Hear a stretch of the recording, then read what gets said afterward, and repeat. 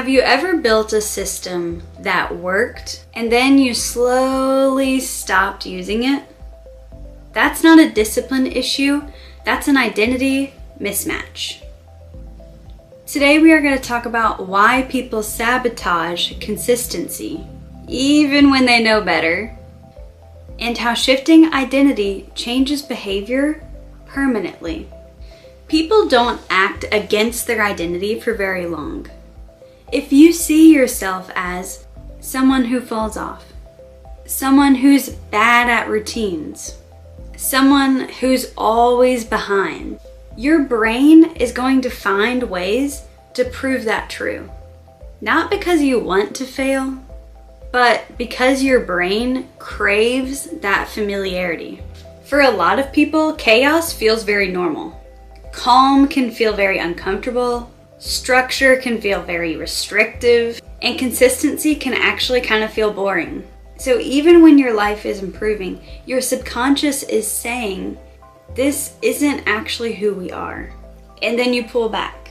So let's talk about the CEO versus the employee identity shift. Employees are going to react, wait, and respond to urgency.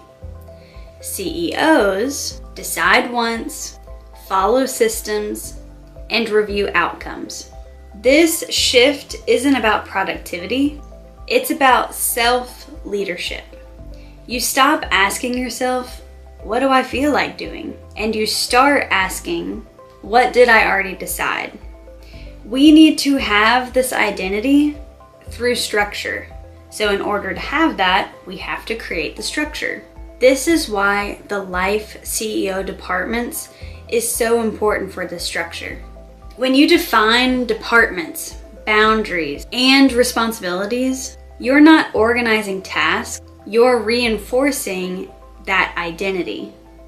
You're reinforcing identity, reinforcing that you are someone that is always going to run your life intentionally, or someone that reviews, not reacts, and someone who might operate with systems. Your identity is going to form by repeated evidence and repeated actions to help build and maintain that identity. Falling off doesn't mean that you failed, or that systems don't work, or that you're inconsistent. It means that your systems might need adjusting. CEOs don't just quit the company because their process breaks. They refine the process to help improve it, to help their business. And that's the identity that we want to keep. So now you have systems, structure, and your identity aligned. The final question is, how do you sustain this long term without burning out? And that's what we're covering next, which is going to be sustainability. So stick around if you want to see the final video in this series to help create the structure for your life and to keep it going without being burnt out. Check out the description down below. There's plenty of freebies down there that I've been using to help walk us through this process. So grab those if you want to as well. Thanks.